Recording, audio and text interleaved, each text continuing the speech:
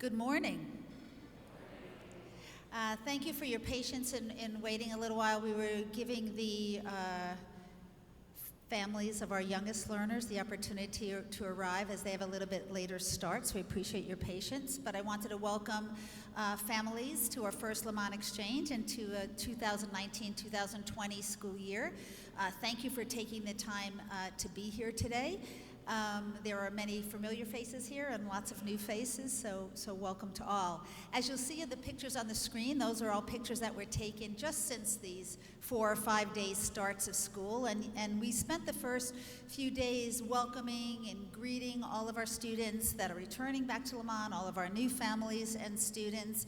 Administrators and teachers were around to greet. We had our traditional opening ceremonies and parade of flags, which is always a wonderful opportunity to come together as a whole school, where our seniors walk in our kindergartners and first grade, which is always moving and exciting to think about a graduating class of 2020 and then a graduating class of 2032 is always exciting to think about, and also a challenge to think about what are our most recent students going to be, what kind of world are they going to be entering, and what about our youngest learners, how are we preparing them for the world beyond. But also lots of learning already happening. We really emphasize at the beginning of the year this sense of community building, and that goes all the way from our youngest learners all the way to high school.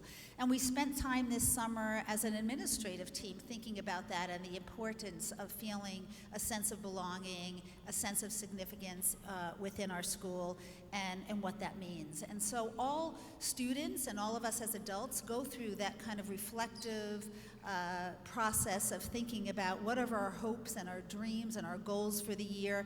And I know as a parent of 4 children that went through school systems, every year I had hopes and dreams for them, and usually they were the same, thinking about wanting them to be successful, wanting them to be independent, and wanting to be joyful about learning and continuous learning. And I'm sure you have expectations for your children such as those also, as we do. But it's also important for you to think about what are your hopes and dreams and goals for this year as parents of these students. Is it about letting go and allowing your children to be more independent? Is it about balancing your work life and your home life? Is it about connecting to new families here, reaching out and broadening your scope of friendships within the school? I want you to take a minute to think about not your children, but you. What are your hopes and dreams or goals for this school year as a parent here at Léman? Just take a minute to think.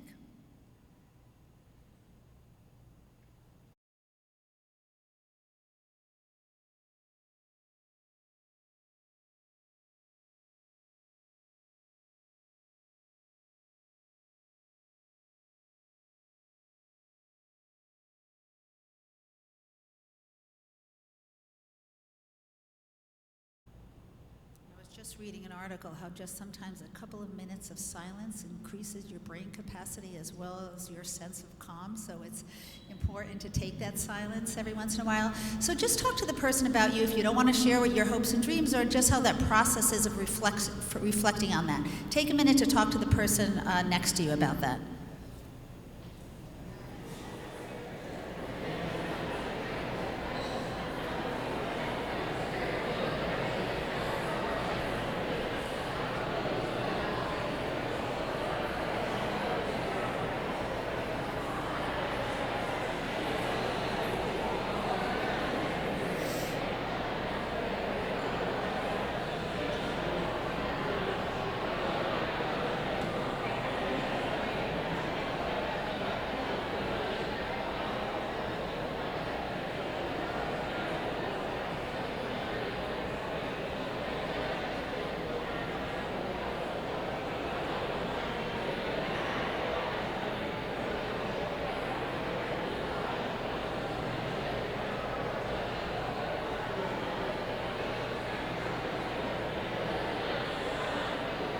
Okay, take a minute to finish up your thought.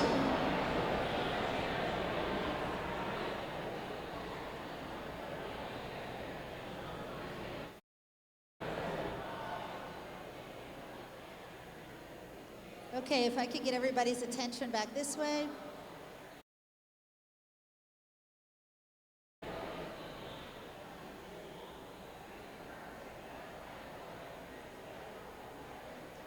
I could have everybody's attention back this way in 3, 2, 1.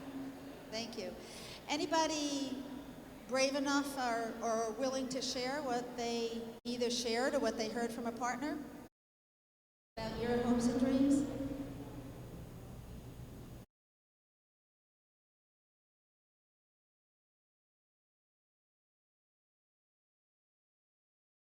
Encourage risk-taking.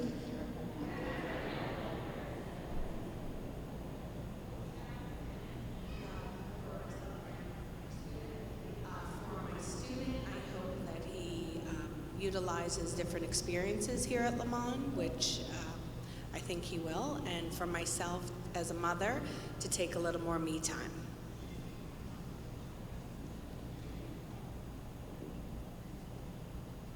Good morning. My son's an 11th grader, so I think we're just trying to see what is the 11th grade and connecting more at the school, since this is going to be our first and only situation of 11th grade. We're just looking forward to seeing it all. As a parent of a 12th grader, I just want to ride the wave with Jordan and not stress out in my head, because I look at him and I know that he has it. And I don't want to put any of my angst on him. And I know that he's prepared because the faculty, and us at home as well, but the faculty has deadlines, and I'm tired of saying, did you? I just say, how's your day? And he gets it done.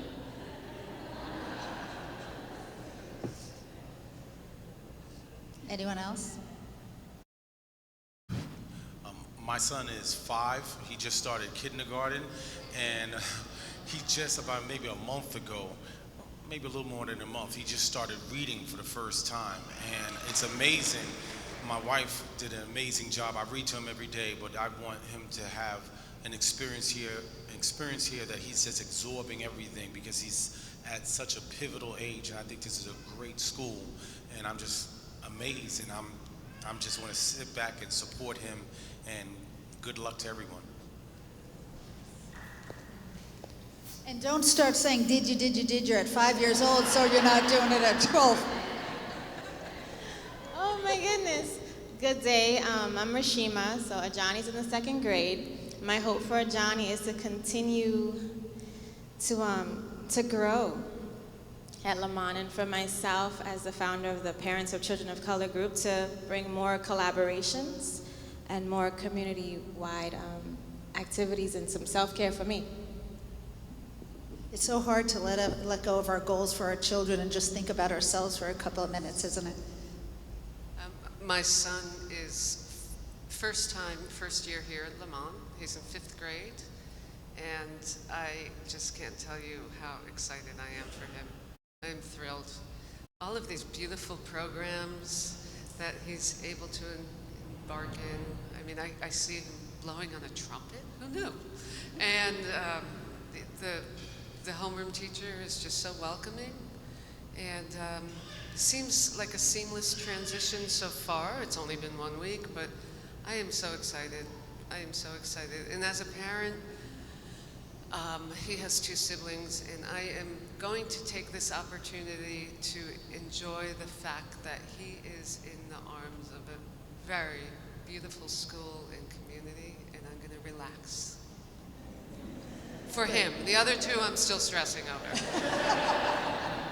A little at a time. And so much of what our thoughts are and our hopes or dreams is what we impart on our children. So all of the things you're talking about staying calm, about staying in that excited place, about taking time for ourselves, we set the model for our children. And I know most people in this room have heard me say this 100 times, but you know, the quote that children never seem to listen to us, but they never fail to imitate us.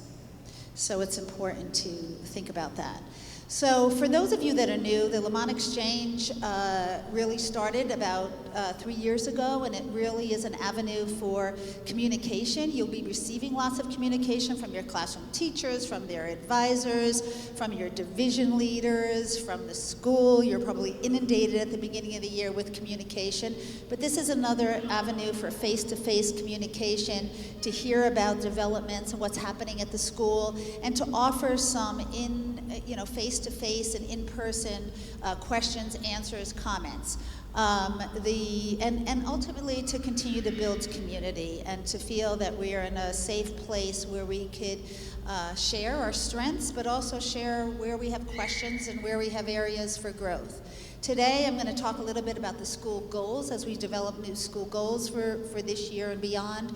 Our IB exam results, and the importance of sharing that at the beginning of the year is because we receive them in the summer, and it is one aspect of analyzing how we are doing at the end point. And so we'll talk a little bit, Lucy Alexander, the director of IB programming, will talk about that. And then there was a parent survey that went out, and we'll talk a little bit about the results thus far, although you still have time to send it in, and we really implore everyone to answer that. It takes about 5 minutes, and then the majority of time will be questions, answers, and comments from you. So before we start, it's just important, especially for the new people, to be able to put faces to names, and another way to build community. So I'm just going to have our administrative team that I asked to sit here in the front to just introduce themselves by name, their role, and the division with which they work. You'll see we have a pretty robust administrative team, and that's all in an effort to support your children. So we'll start down here at the end with Lucy Alexander. Good morning, everyone. I'm Lucy Alexander, Director of IB Programming, and I work with the idea of programming, academic programming from the earliest years right up through grade 12. Good morning, everyone. I'm Lisa Nowicki. I'm Director of Fine Arts, and I oversee all visual and performing arts programs from early childhood through grade 12. Good morning, everyone. My name's Robert Spezzano. I'm the head of the upper school, and that comprises the middle school, grades 6 to 8, and the high school, grades 9 to 12. Good morning, everyone. My name's Maria Sweeney. I am the interim head of early childhood and the director of curriculum, so I'll be overseeing curriculum from early childhood all the way up to grade 12. I'll be working closely with Lucy to make sure that it's seamless. Good morning, everyone. I'm Megan Hallam. I'm the Director of Student Support Services. I work across the entire school, and I lead the team of nurses, counselors, and learning specialists. Good morning, everybody. My name is Paige Murphy, and I oversee marketing, communications, and community engagement. So like many of my colleagues, I also work pre-K through the 12th grade on our external, internal communications and supporting Maria at events like this morning. My name is Matt Kolpitz. I'm the Director of Residential Life, take care of the boarding students who are mostly in high school, and I also do the safety and security coordination for the whole school. Good morning, I'm Jerry Mariah. I'm the head of the lower school, which includes kindergarten through grade 5. Good morning, I'm Keith Sequeira. I'm the Director of Athletics and head of Physical Education and Health. Good morning, everyone. My name is Demetrius Lafitte. I'm the Dean of Students, upper school, grades 9 through 12, and I'm also the head boys basketball coach. Good morning, everyone. My name is Hassan Kareem. I oversee everything technology at Léman, including infrastructure and educational technology. Thank you.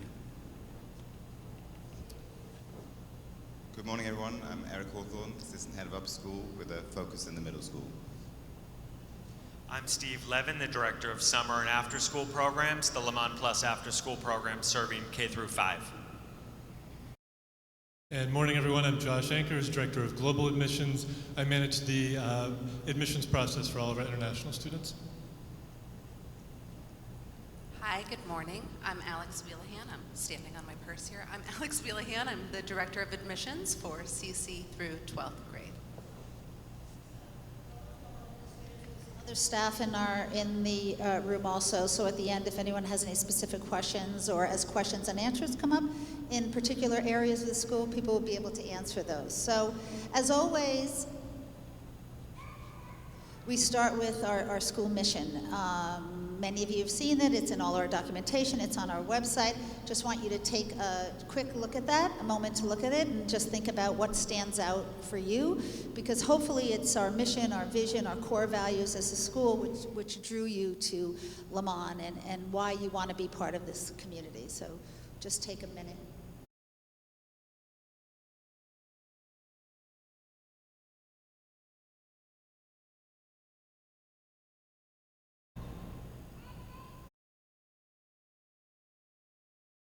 Really, our focus is always looking at that last statement, that each student is future prepared for whatever is beyond Léman.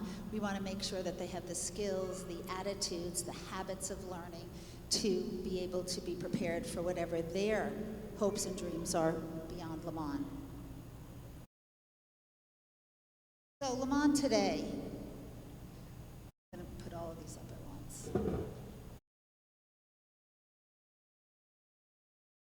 We begin our year with more than over 900 students this year, and certainly you'll hear as we talk about our goals is that Léman was built for growth, and it has continued to steadily build as we enter our 15th year in 2020. We're excited about that. Going from a school that started at 54 students to 900, we're proud of the thoughtful growth that we have had, especially the growth that we've had in the early childhood sections and the high school, where we continue to be in great demand for. More than 50% of our students school-wide come from Lower Manhattan. Of course, in our lower school, early childhood and lower school, more than 75% of our students are from the Lower Manhattan area. So whether that's the Phi-Di District, Tribeca, the area, Battery Park City, the areas surrounding here. But as we get into middle school and high school, that area expands. We have students from the Upper East and Upper West Side, from Midtown. We have students, many students from Brooklyn, from parts of Jersey that are accessible to Lower Manhattan. But still, overall, we have about 50% of our students that live in Lower Manhattan. And on top of that, we have a boarding program that total of our school is about 1/9 of our school population. In our high school, it's actually, as our high school has started to grow, is under 1/4 of our grades 9 through 12 in our high school. But we have about 100 boarders that live right here on Wall Street that come from over 20 different nationalities. We have, though, more than 50+ nationalities represented here. If you were able to view the opening ceremonies online, and thank you, Paige, for setting that up as a streaming, and we did note that many families had watched it either live or watched it on YouTube after the event, but we had 77 flags that paraded into the school representing our international families, passports of our families, or nationalities of our families, even if they are longtime New Yorkers, flags that represent our families' nationalities. We continue to have an average of about 85% re-enrollment here at Léman. Each year it might be a point higher, a point lower, but an average about 85%. You'll hear a little bit more about that when we talk about enrollment. And probably what we're most proud of is our faculty. And we continue to retain faculty as well as hire faculty that are experts in their field. Most of our head teachers have master's degrees or beyond in their area of expertise, and even our associate teachers, most of them are aspiring to get masters or certificates or specialty degrees in the areas, whether it's early childhood or lower school. So we continue to hire a variety, diverse staff population that has taught internationally, that come from other local New York schools, that really have quite interesting backgrounds, so we're excited about that. And then we're in an IB World School, and we really feel that that is the program that is preparing our students best for the future. It's a program that pushes students to think critically, because we know that it's not just about the acquisition of knowledge anymore. It's really about the thinking, about how they learn, about their flexibility, about being able to communicate the information they learn, and it's really about being able to problem solve and think from a local context as well as a global context, because there's not anyone in this room, and certainly any of the students that were graduating, that aren't going to have to navigate this globally interconnected world. And that means understanding other languages, understanding different perspectives, understanding that we could come together with differences and still solve problems. So as any good, healthy organization does, they come together and they think about what's working well in their school, they reflect, they look at data, they collect information. We have a World Cafe every year at the end of the year where we gather information from our staff about what's going well, where do we continue to want improvement, because any good organization also thinks about continuous improvement. We do surveys, we've talked to students, we've gathered information to really think about what are the goals for Léman. Where are we doing really well? What are the things we want to keep doing? And where are the areas that we want to keep growing in? And that's how goals are established each year. So this year we have 3 new goals. We had been working on goals for the last 2 to 3 years, and now we're ready to move on. And we wanted to think about goals that are also aligned to our strategic plan that if you were here last year, you know that we put in place for the next 3 to 5 years. So I'm going to list the 3 goals here, and then I'm just going to go a little bit in depth on each one of them. And you'll have opportunities to ask questions at the end. So 1 is to further define and cultivate a rigorous learning environment that differentiates Léman and sets high expectations for all community members.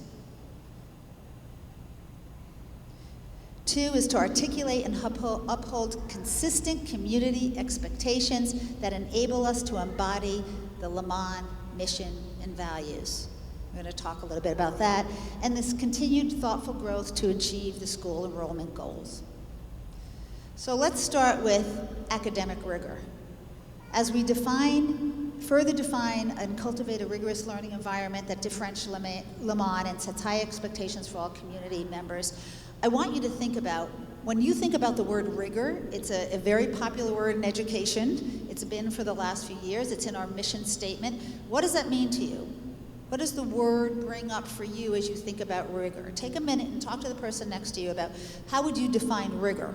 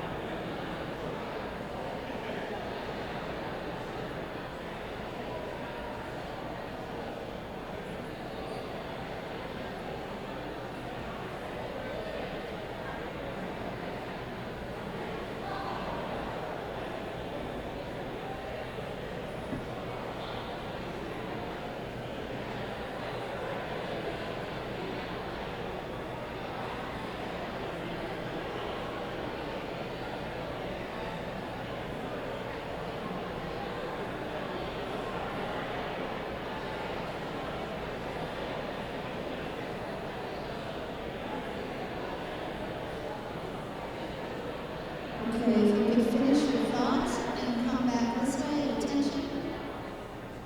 What are some words or some thoughts that come up for you as you think about rigor?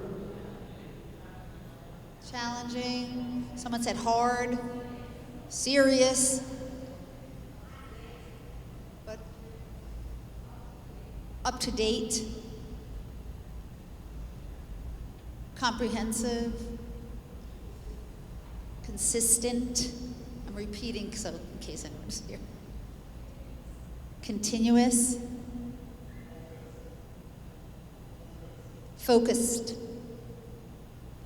So the admin team spent a lot of time this summer reading articles, talking about rigor, how do we become more consistent about about rigor. And so we really felt like we need to establish a common definition of rigor for academic and social excellence. And that doesn't mean that our mission statement has been rigorous. We have a rigorous curriculum. The IB has rigorous requirements. But what does that really mean? What does it look like in the classrooms? What does it mean for your students? How do parents understand it? How do students understand what it means to be a rigorous school? That to communicate criteria for academic and HAL is the habits and attitudes of learning, which include building responsibility, being consistent, sticking to deadlines, all of those things that the habits and attitudes about learning that help our children be successful. So communicate criteria for success for academic and HAL, and uphold that across students, faculty, and parents. And provide ongoing professional development to support instructional and assessment practices specific to divisions, departments, and grade levels. So certainly rigor in early childhood will look like guided play, very planned, thoughtful play that is going to push young children beyond what they already know to be independent, thinking learners. So after we as an administrative team really struggled with this to come up with a common definition for ourselves, we worked with the faculty and the staff to talk about what rigor meant to them, what does that look like in the classroom, and we have a common definition, a working definition, that says rigor is creating an environment which engages, challenges, and supports each student to take risks, activate curiosity, and think creatively in new, because that's where new learning comes, and meaningful ways. So new, and then how do you use that information to make meaning, ways to develop and demonstrate a deeper understanding. So rigor is not more. Just because you get a lot of homework doesn't mean that the teacher has a rigorous academic program in the classroom. It doesn't mean that rigor is only for the high flyers that we used to call way back when. I'm really showing my age there. Rigor is for everyone. It's pushing beyond what you already know. It's pushing beyond what's easy. It's allowing for that struggle. Right? And we as teachers and we as parents have to allow that struggle for them, because that's where new learning happens. It does include all the things you talk about. It's about being focused. It's about being disciplined. It's about problem solving. It can be hard. It doesn't always have to be hard, but it certainly is going to be, there's certainly going to be a challenge. But the reason we're sharing this as a goal is because we say that's who we are as our mission. That's what we want our students to understand. That's what we want you to understand as parents, so that we're all accountable for making sure that we are providing an academic program that is rigorous, that is challenging, that is igniting that curiosity, that is allowing students to take risks, and that is pushing them beyond what they know. Now, that doesn't mean, again, that there are times where there's review and we're going over what we know, and we're building confidence and we're building independence and strength, and then we push again to learn something new. So this is a real focus of learning for us. Our second goal is about community expectations. I'm going to ask you a question again. If you had to think about one community expectation that you see enacted here, either for your students, for your children, or for yourselves as parents, because we do have community expectations. But are they clear? What kinds of things in our community do you see enacted as community expectations?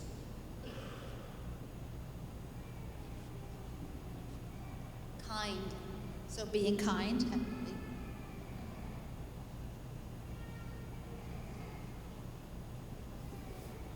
Mutual respect. All of those things hard to measure sometimes. Communication. Appreciating diversity. And you're all coming up with the big conceptual ideas. There's also community expectations about homework, right? And handing in your homework on time. Uniform. I knew someone would say that. I'm surprised Robert, where's Robert? Yes, uniform, we have community expectations that are just black and white. You wear your uniform. And especially in our upper school, there's a lot of effort and time that's put into making sure that the uniform is worn. And why is that? Is it just to be, to give the kids a hard time? No, it's because it's helping them. Number one, a uniform levels the playing field. Right? Everybody's wearing the same thing. And that's important in a diverse international community. But number two is also you're setting an expectation that is asked for by an organization. We all live by those kinds of things, whether it's in our work life or other professional organizations. There are certain rules you have to follow. We're also helping prepare students for the future as they go out into their professional lives. How do you carry yourself in a professional manner? And I love that our seniors are able to wear professional casual, business casual.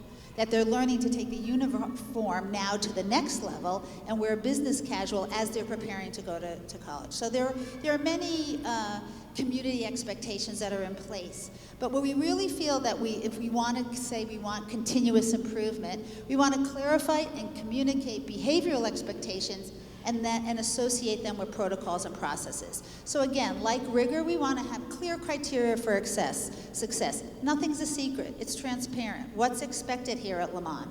It might be different than what's expected in your home or in other organizations that you belong to. But be clear about what's expected here and how you can meet with success. So that's really important for us to make sure that everyone knows. Provide supports and structures to facilitate that success. It's not about you're not wearing your uniform, it's out. You're not wearing your uniform, we're going to provide you one for today. Tomorrow you try again. Right? We're going to have some structures in place to help you. If you're not doing your homework consistently, how can we put structures in place to help you be more successful? Because we know that the homework, not because it's a lot, but because it's rigorous and it's challenging and we want you to get it done, how can we help facilitate that so that you can meet with success? So it's really about putting structures in place, and that's working together with Lucy and the IB, with Maggie and Student Support Services, with Maria and Director of Curriculum, with the division heads. How do we come together and help students and families meet with success? And we facilitate ongoing discussions with all constituencies and groups. So that's students, and all of the divisions started with setting community expectations, having assemblies, reading books together to set those communications. But it has to be ongoing.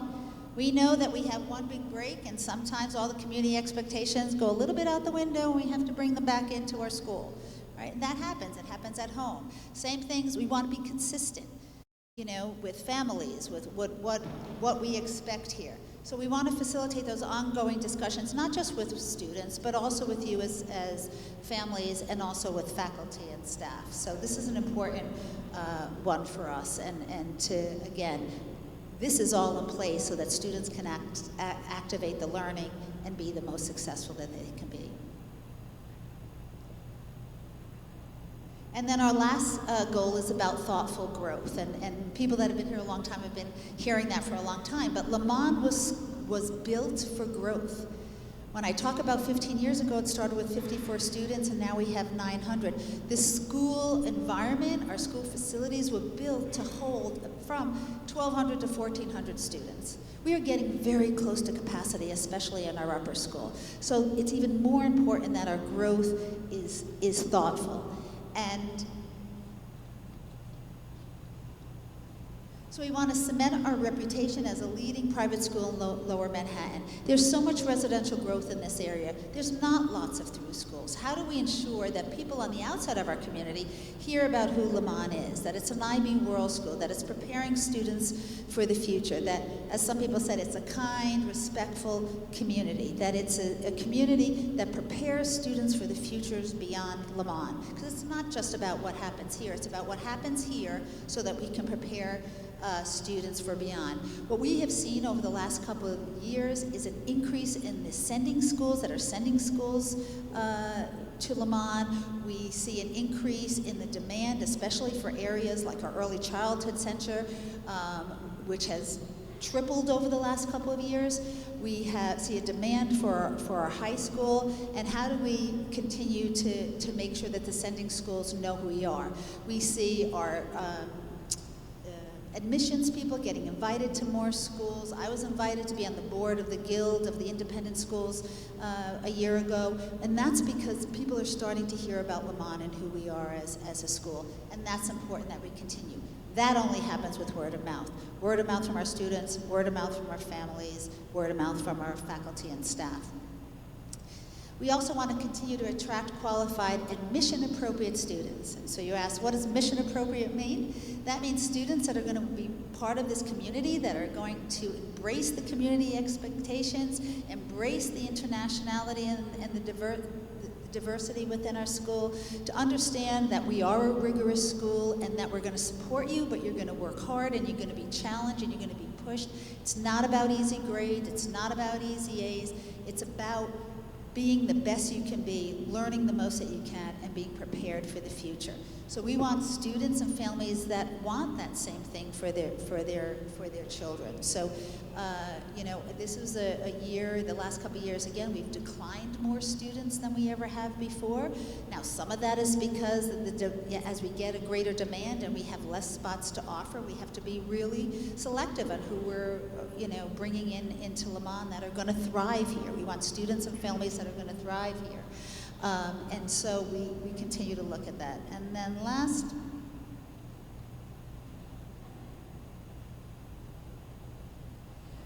we want to support or increase our retention rates, especially at the key transition grades. So students are always looking at schools, whether they're coming into kindergarten, going into 6th grade, and going into 9th grade. That's when we see our greatest influx of kids, but that's also when students start to look around for other schools. And there's lots of reasons why families look at other schools. It might be specialty schools that you're looking for a specific area.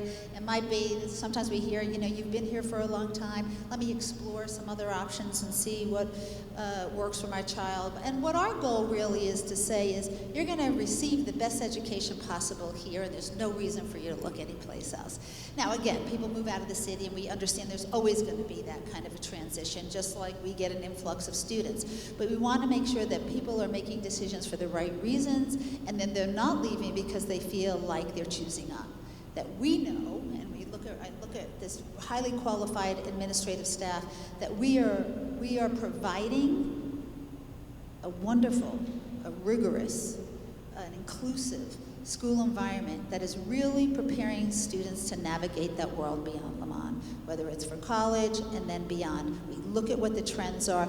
Being a school that's 15 years old, we're not so steeped and beholden to traditions that we can't make changes. We add programming every year. We look at what the colleges are looking for. We look at what job markets are looking for, and we say, we don't want to throw, you know, out what's working really well, but we need to be able to be responsive to what the world is requiring. And I just heard something on NPR yesterday, and it talked about young families, millennials that have children, and putting them into schools and looking at them in a variety of areas, whether it's in schools or other activities.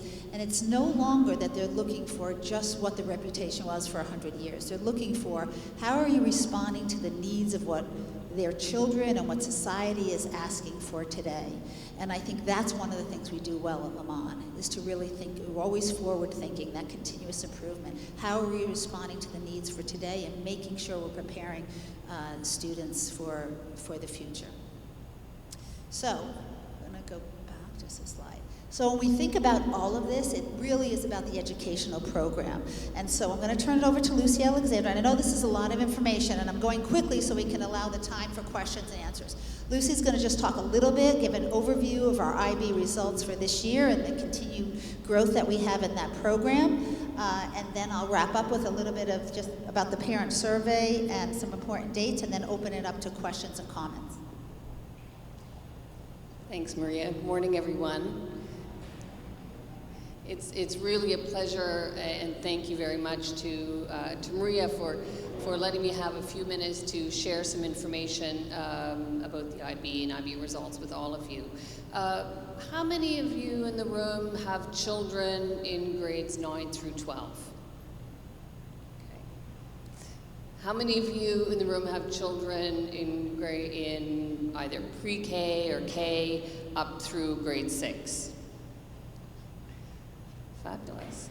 Well, this information really is important for everyone because the IB, the International Baccalaureate, we often think of that as something for students in grade 11 and 12, and here at Léman, we have what's called the IB diploma program for students in grade 11 and 12. But the IB philosophy of education and an IB education really applies to every student in the school because it's that philosophy of learning how to learn that's so important about the IB and why we became an IB school 5 years ago. So really the results are important, but they're just one part of really a bigger picture of learning how to learn and why we have an IB program at the school. So I wanted to start with that.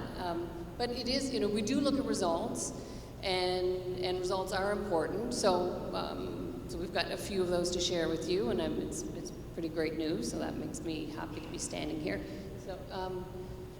So first of all, growth statistics. We, as I just said, we became an IB World School 5 years ago, and that means we now have 4 years of data to look at, to analyze. The students, it's a 2-year program, so when we began 5 years ago, then our first cohort of students sitting exams was 4 years ago. In that 4 years, we've doubled in size. So our cohort, the first year was 46, and this last year, the class of 2019 was 98. So we've actually we've doubled in size. And that is an interesting indicator. It's an interesting indicator that we look, obviously, when we're analyzing our program, but mostly because it shows growth and confidence in the program. It also puts into context when we look at how our results have also improved over that time, that not only are our results improving, the cohort size is improving, so that really puts it into a very positive light. So,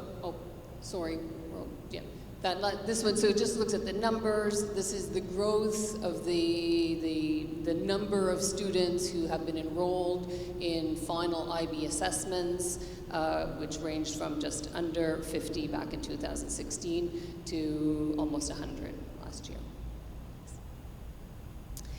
So one of the things almost the first thing that many families ask me when they come talk to me is how are our outcomes?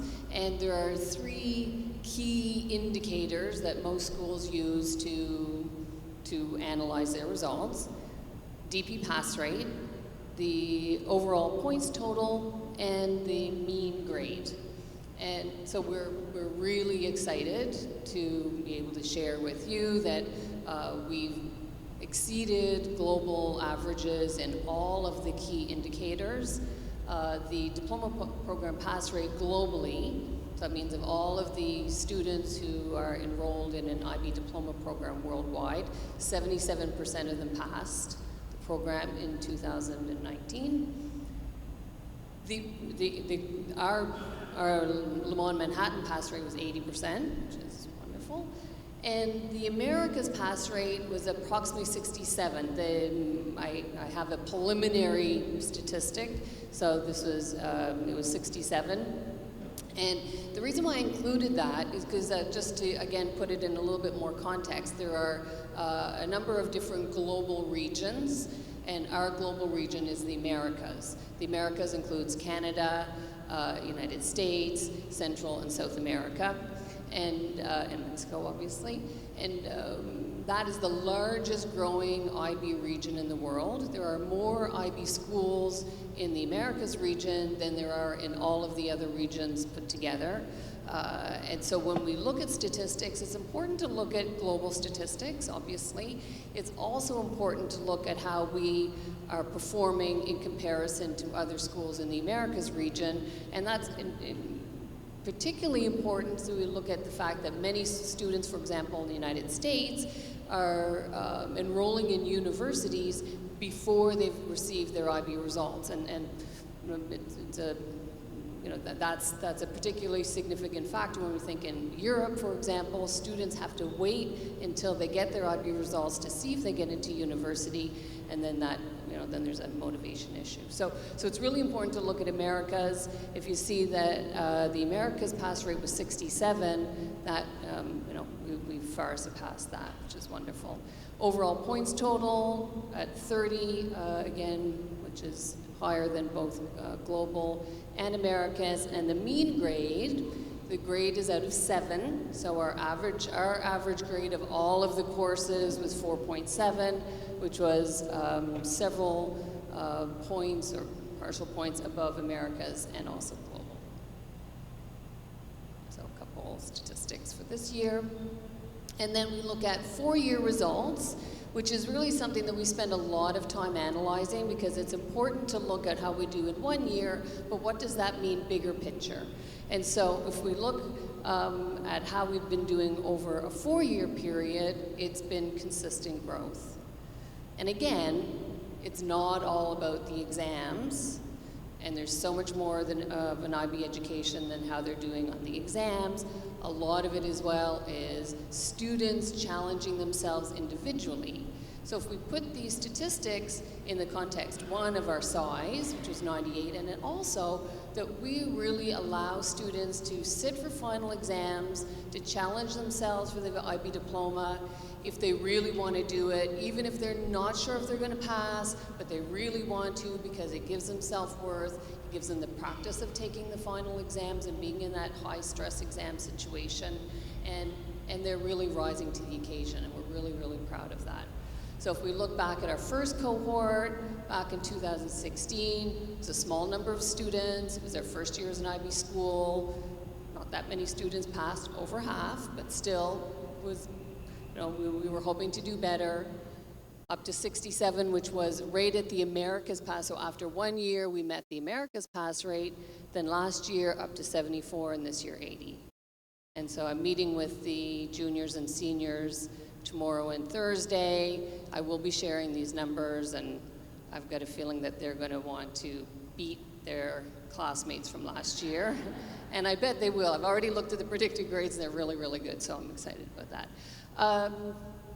Just one last thing, percentage of total points, bonus points. This is one of the aspects that makes the IB unique amongst education programs is what's called the core, which are extra bits of an extended essay, which is a 4,000-word research project, and a course of epistemology, theory of knowledge, and they also do CAS.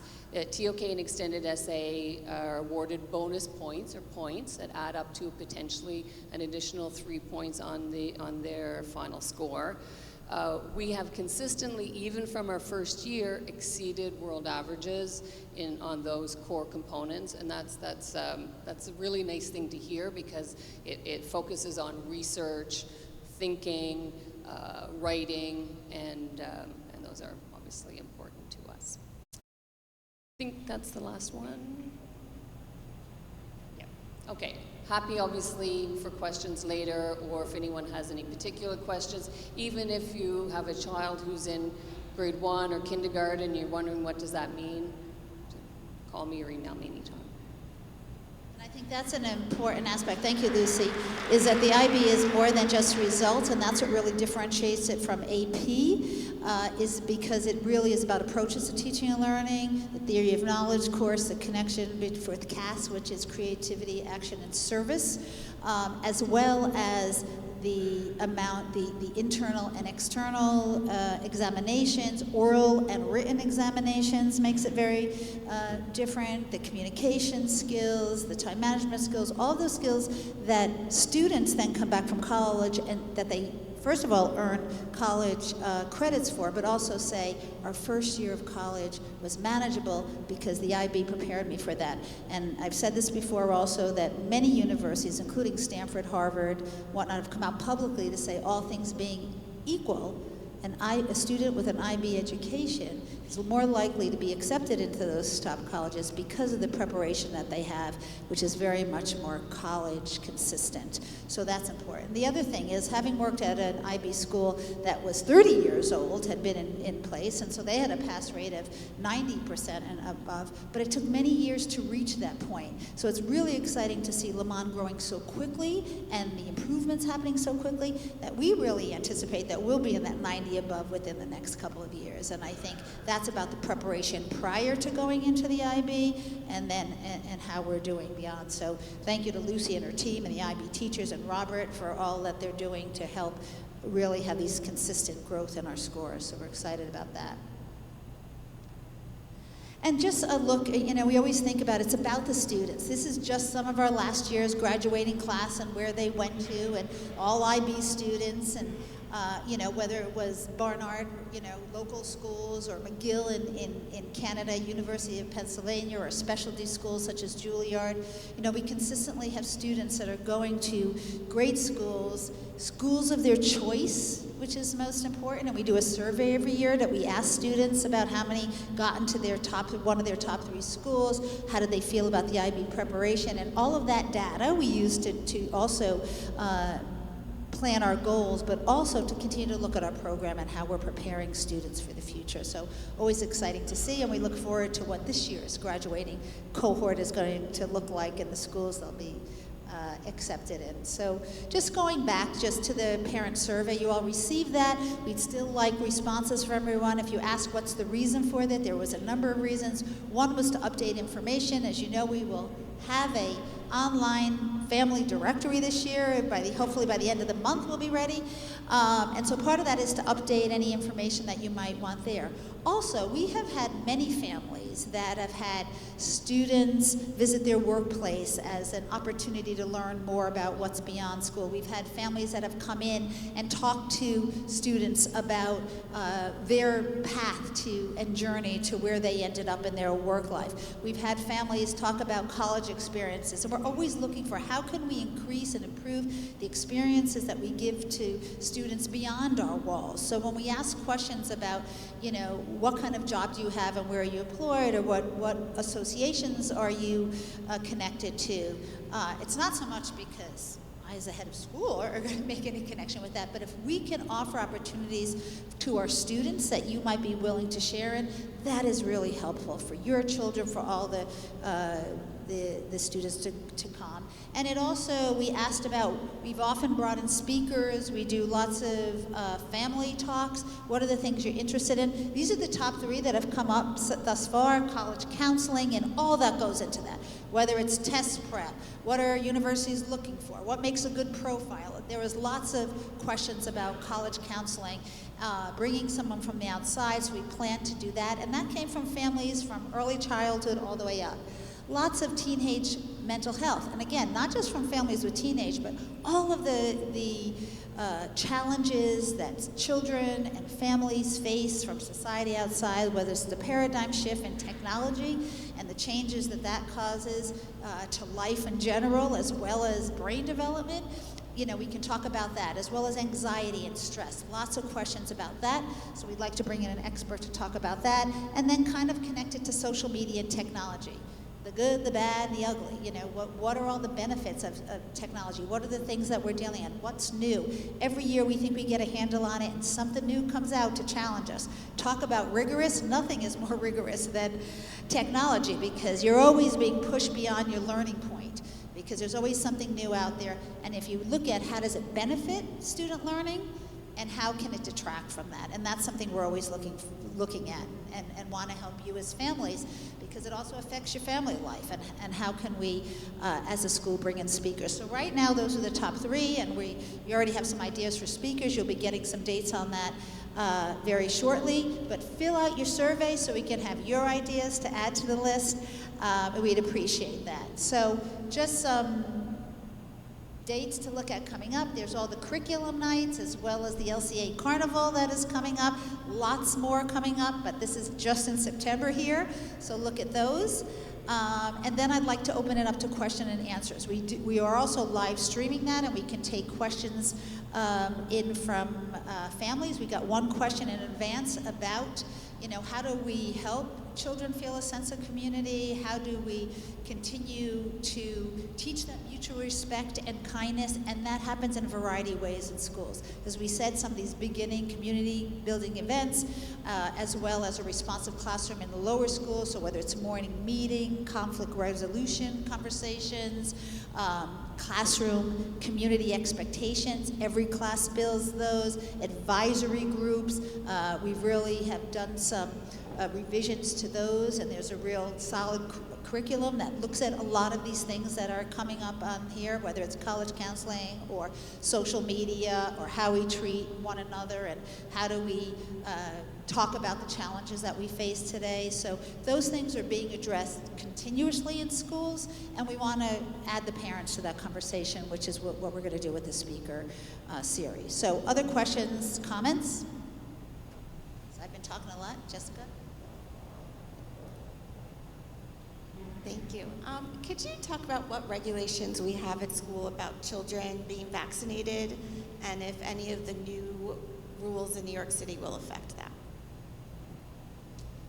Absolutely. I'm sure you've read a lot about that, that they changed the rule that all children that are not vaccinated, there are no longer religious exemptions. There are only medical exemptions available in all schools. And so Megan and her team of nurses have been following that closely and following all regulations. Right now we are complying with all of those rules. So, unfortunately, as you've read you heard on the news, and just a recent article that came out, we have lost a couple of families that have chosen to homeschool their children because we couldn't accept them any longer for religious exemption reasons. So we are following what the regulations are, that we only accept medical exemptions, and we had a certain number of days to comply with all of that, so we've been following all of those. Every parent was notified that had a child that didn't have vaccinations over the summer, actually at the end of last year when we first started hearing about this, and then continued to follow up over the summer with the school nurses. So right now we're in compliance with everyone, and Megan works closely with the Department of Health to make sure that we are. And there's lots of sides on this, and certainly as an inclusive school we want to be open to that, but we also have to comply with the Department of Health regulations, and that's what we're doing. So thank you for asking that. Hi, good morning. I've been seeing a lot of articles in the newspaper about the DOE wanting to have some involvement in the curriculum for independent schools. Can you talk about that a little bit? Substantial equivalence and some oversight to that, and the Commissioner of Education was asking that superintendents of public schools go into the private schools to make sure that they're meeting at least substantially equivalent to the public schools.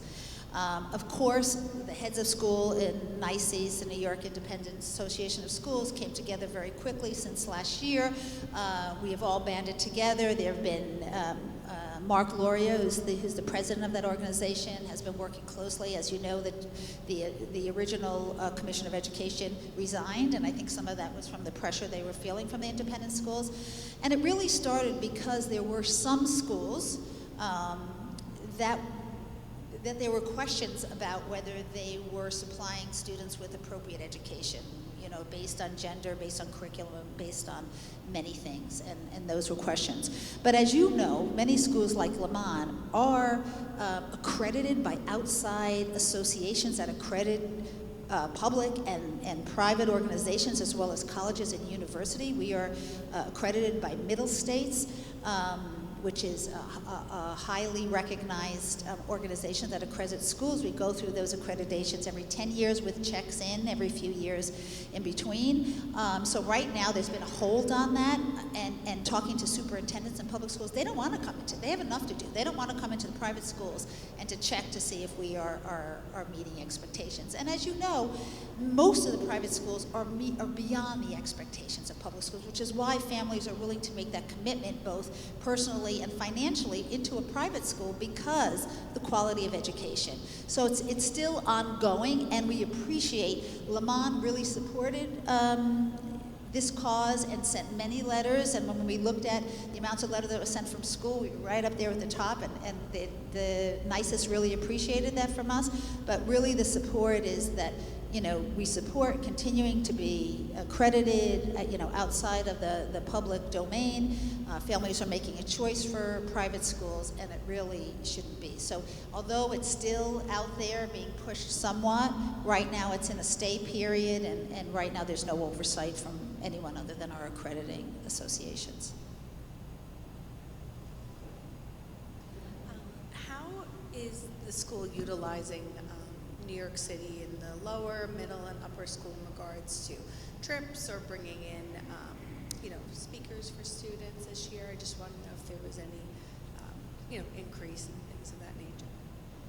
And the division heads could probably talk a little bit about that, but it happens all throughout. Even our youngest, not the 2-year-olds so much, but certainly in our 3s, whether they start with walking tours in our community to understand really community itself and their association with that, whether it's visiting other community organizations like fire departments, going to Federal Hall, Stock Exchange, studying the Hudson River, doing urban farming.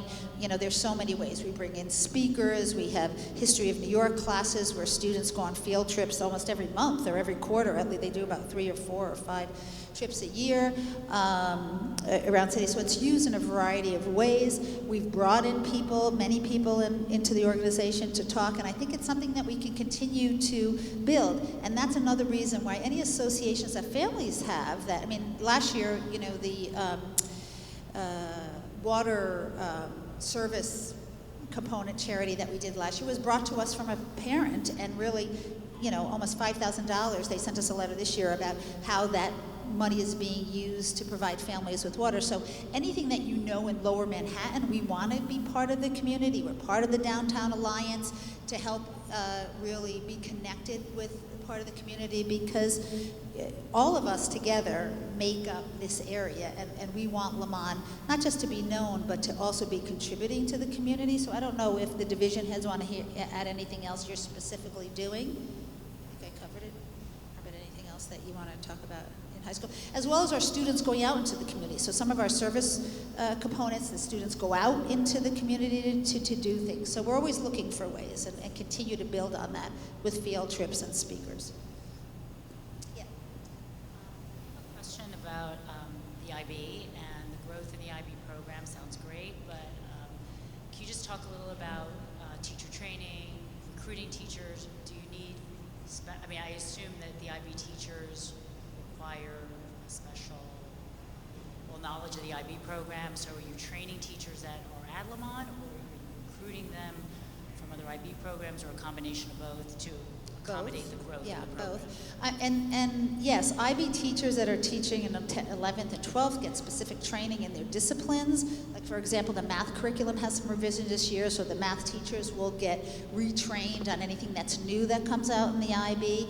We certainly recruit for teachers that have IB experience or have been in IB schools, even in the lower grades, so they understand the philosophy, and we do that at many the job fairs that are specific to international education. And I think if you look at the teachers that we've hired this year, there is a range of experience, and many of them have come from IB schools. We also continue to train in-house with Lucy as a real expert from pre-K to 12 to help teachers to understand the approaches to teaching and learning, so that we're preparing teachers and students as they move up into the diploma program. And thank you for asking that, because in addition to the school being accredited by and outside the whole school accreditation, we also need to conduct 5-year reaccreditations to maintain our IB status, and it's quite a rigorous reaccreditation process. We need to show evidence that every single IB teacher has been officially trained in the courses that they're teaching, and that they get retraining every time there's a new curriculum. And we've obviously met those requirements. And that's an investment in time and money, but well worth it to have a consistent message, consistent program, consistent instructional practices. Online question. The question that came in online was also about the IB. If perhaps, Lucy, you could share any information on the enrollment across our junior and senior classes, students who are pursuing the full diploma program for this year. Sure. We have a really big cohort of both grade 11 and grade 12 students. This year there are approximately 100 grade 12 students. I think 65% of them are at this point pursuing full diploma.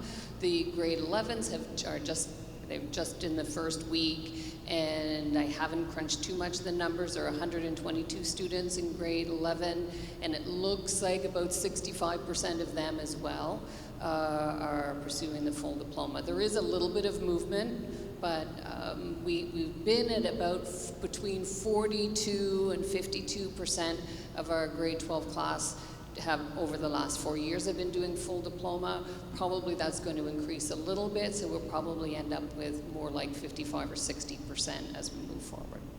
And the exciting thing about that is a couple years ago we added a criteria for the IB so that the students could be successful. We're still a pretty inclusive. There's some IB schools that are very exclusive, and if you're not having a certain grade average or a certain point, by 11th grade you cannot do the full IB diploma. We want to challenge students to try if they really want to, but we do have some criteria, so it does, lead me to believe as we continue to grow that we have students that are meeting that criteria more and more, so higher level students that are going in to the IB. Did you have a question? It was actually linked to that. Just of the data that you presented then, was that data just based on the full IB and not if it was partial? Yeah, that's actually a really important question, and I wanted to add to that comment that I just made. Every student at the school is an IB student. All students in grade 11 and 12 take either IB Math and IB English, and they either then pursue full diploma or an additional, up to 3 or 4 IB courses. So this idea of being an IB diploma candidate versus IB course certificate candidate doesn't mean that some students are getting an IB education, others aren't. Every student at our school is an IB student. The difference is whether they pursue what we call a full diploma, which is 6 IB courses, 3 at higher and 3 in standard plus the core, or a selection of IB subjects, which could be roughly equivalent to, say, an AP or an A-level program. The statistics that were shown, some of those were just for full diploma, so pass rate obviously refers to full diploma, but the point average is the average of all courses and even individual courses. Probably if we added in the students that passed the English and the math, that only took the English and math, it would raise a little bit of the percentage. Other questions, comments? So I wanted to ask, what is the plan to have more conversations around diversity, equity, and inclusion? I know some of it happens in the classroom, but in terms of bringing families into that conversation, what is the plan for that this year? Yeah, I mean, that continues to be, it's part of our core missions and values, as part of our faculty and staff. We had a speaker come in during the 5 days. Teachers have 5 days before school starts. Professional development, we talked about rigor, we talked about IB, we talked about safety and security, and one of the days we spent talking about diversity, equity, and inclusion and what that means here. So we continue that conversation with teachers to bring into conversations with students so that they're comfortable having those conversations as things come up. And I think I would anticipate as we get more and more results from the survey that families will continue to want those conversations too. So we'll look at speakers and working together with families about what they want. So that's certainly on the agenda also as we go through the year. Yes, this is a question about IB. In the 11th and 12th grade year, is there a particular counseling mechanism that you all use to make sure that they're on track if they want to pursue a full IB diploma as opposed to taking a few classes so that, for the sake of non-confusion? Yeah, we have a number of systems in place. One of the indicators is a predicted grade. Teachers provide a predicted grade of how they believe the student will perform on final exams based on the assessments that they're doing regularly. And I meet individually with students who are struggling academically or who are doing really well, and we might want to challenge them more.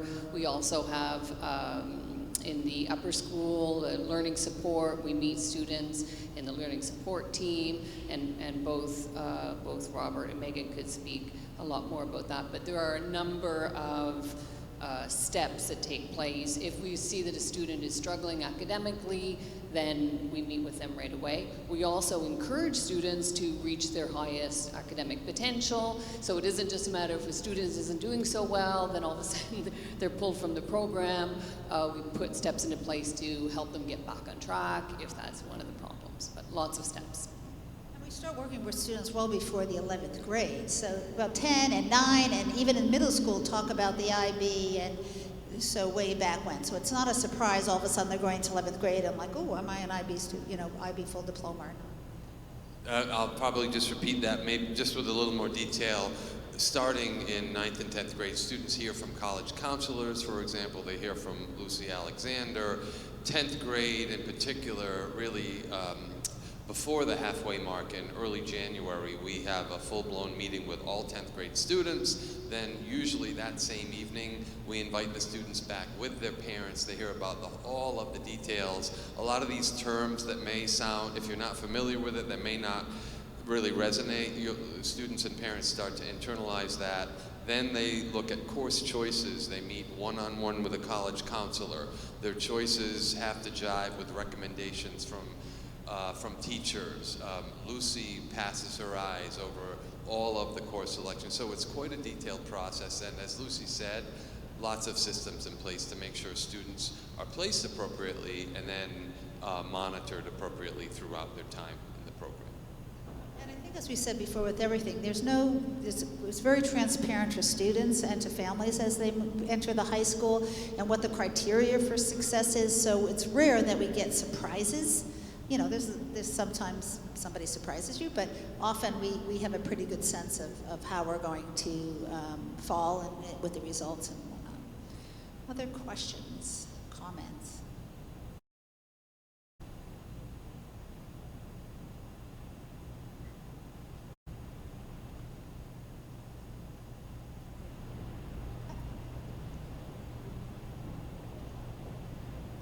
Just another question related to the IB. If you're enrolled in an IB course but not doing the IB diploma, how are you assessed since it's a 2-year course structure?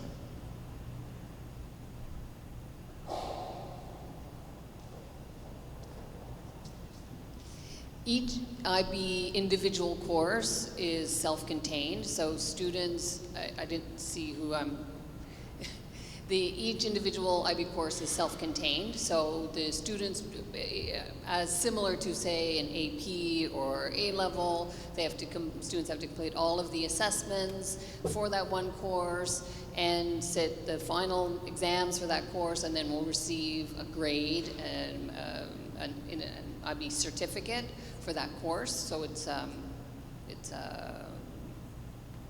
self-contained, externally assessed course.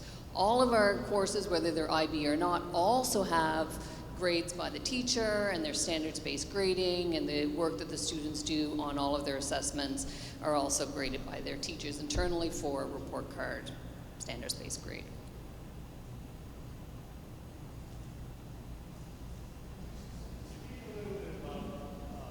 About how the IB program is instilled in the lower school, like Sure. grades 1. Sure. It's really about the approaches to teaching and learning, as well as the profile for what a Léman graduate is. So we look at all of those profile attributes, as well as the approaches to teaching and learning, which I'm sure Lucy can talk to you about, which is about building communication skills, about building collaboration skills, research skills, self-management skills. So last year we had a big ATL, Approaches to Teaching and Learning workshop, where we brought in people from the outside and work with students from pre-K all the way, teachers from pre-K all the way up, to look at a particular grade level, what does that mean? How are we building those communication skills, those research skills, those deep critical thinking skills for students? And again, if you're in a 2s or a 3 class, it might very well be in the Wonder Lab with guided play and kind of figuring out how Codapillar works and working with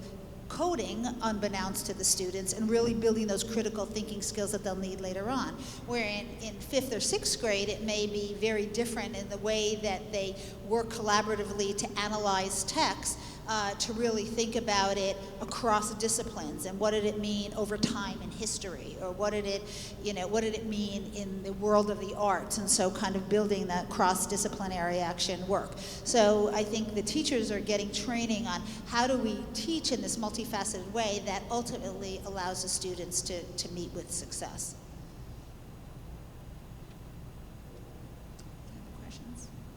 I know many people have sitting here a long time. Many people have other obligations, whether it's work or other obligations, but we appreciate your taking the time. We will be here for a little bit of time if you have individual questions. The next Léman Exchange will be in the evening because we're trying to be responsive to families who say mornings don't work for me, trying to spread them out, as we will do with the talks also, to accommodate families. Most of these whole school events will be streaming this year, so you have lots of opportunities to participate, even if you can't be here in your physical body in that moment. But it's about, again, communication. How do we get as much information out as possible? But please know that my door, all the administrators' doors are always open, and those doors can come in our office and talk, email, give us a call. We're here to answer questions. We want, as we said before, this criteria for success. What's going to make your child successful in school? What's going to be, a successful school year for your family is important to us, so we want to hear your questions and comments. Thank you so much for coming to this Léman Exchange, and hopefully we'll see you at the next one. Thanks.